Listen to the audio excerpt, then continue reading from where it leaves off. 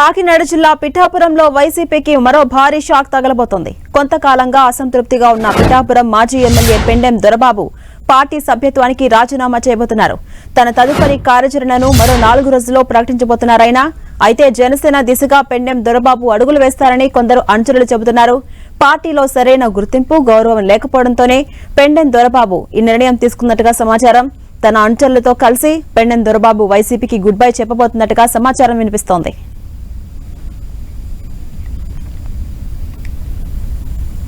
ఇదే అంశంపై మరింత సమాచారం మా ప్రతినిధి సతీష్ అందిస్తారు. సతీష్.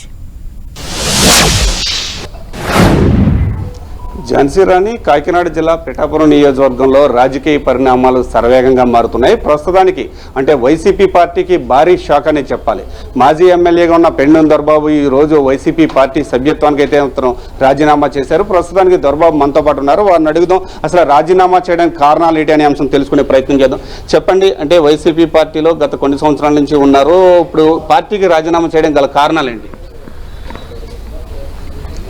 నేను మరి కొద్దిసేపట్లో రాజీనామా కార్యక్రమాన్ని మా పిఠాపురం నియోజకవర్గ కార్యకర్తలందరూ అభిప్రాయం మేరకు గతంలో ఉండే వారితో నాకుండే అవినాభావ సంబంధంతో వైఎస్ఆర్ పార్టీని వీడడానికి నిర్ణయించుకోవడం జరిగింది. మరి కొద్దిసేపట్లో నేను వైఎస్ఆర్ పార్టీని రాజీనామా చేయడానికి సిద్ధంగా ఉన్నాను. వెంటనే అవన్నీ కూడా కూలంకషంగానే చెప్తానని చెప్పి తెలియజేస్తాను. అంటే పార్టీ పెద్దలకి మీకు గ్యాప్ వచ్చిందా, లేకపోతే మాజీ సీఎం జగన్మోహన్ రెడ్డికి మీకు గ్యాప్ వచ్చిందా? అసలు ఎందువల్ల, ఏ కారణం చేత రాజీనామా చేయాల్సి వచ్చింది? అసలు ఇప్పుడు ఒక హాఫ్ అన్ అవర్లో మీ అందరికీ కూడా ప్రెస్ మీట్ పెట్టి అన్నీ కూడా చెప్పబోతా ఉన్నాను. ప్రతిదీ కూడా అందులో నేను చేస్తాను. తదుపరి కార్యాచరణ ఏ విధంగా ఉండబోతుంది? అంటే మీ అనుచరులందరూ కూడా జనసేన పార్టీ వైపు చూస్తారని చెప్పి కొన్ని ఊహాగానాలు అయితే వస్తున్నాయి, దాన్ని ఏ విధంగా చూడొచ్చు అంటారు? ఇంకా ఏ పార్టీలోకి వెళ్ళాలనేది ఇంకా ఏమీ నిర్ణయం జరగలేదు. వాళ్ళ అభీష్టం మేరకు నేను వాళ్ళతో కూడా సమావేశమయ్యి వాళ్ళ అభీష్టం మేరకు, వాళ్ళ కోరిక ప్రకారం వారిని ఆ పార్టీలో జాయిన్ చేసే ఉద్దేశంలో ఉన్నాను.